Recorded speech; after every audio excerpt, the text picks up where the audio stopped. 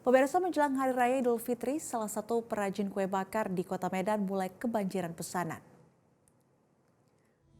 Beginilah suasana di dapur produksi kue bakar rumahan di Jalan Bunga Asoka, Kecamatan Medan Selayang, Kota Medan. Sejak sepekan Ramadan, sejumlah pekerja sudah disibukkan dengan membuat bermacam-macam kue bakar. Kue bakar yang dibuat dipesan masyarakat adalah kue nastar keju, stik coklat, coklat almond, dan varian rasa lainnya.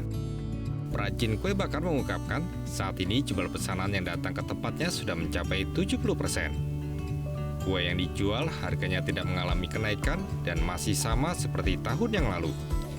Meskipun banyaknya kenaikan pada harga bahan-bahan kue.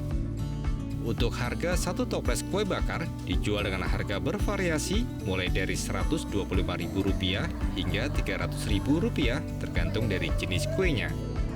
Selain kue bakar, pihaknya juga menyiapkan paket hampers untuk lebaran yang dikemas menjadi satu paket dengan berbagai varian kue lainnya yang dijual dengan harga Rp300.000 hingga Rp1.000.000.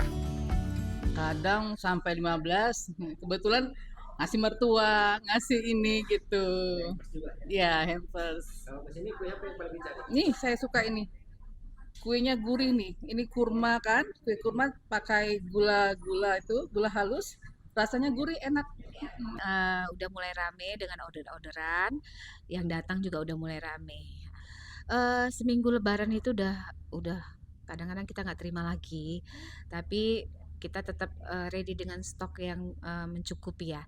Satu hal lagi, walaupun semua bahan naik, tapi mau mau tidak menaikkan harga, masih kayak tahun semalam.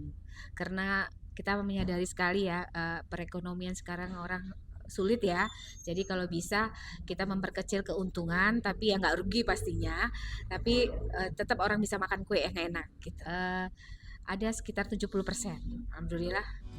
Pada momen perayaan Hari Lebaran, kue bakar ini kerap disajikan umat muslim kepada sanak keluarga yang berkunjung ke rumah untuk menghangatkan tali silaturahmi. Dari Medan, Sumatera Utara, Ahmad Arfiansyah, Metro TV.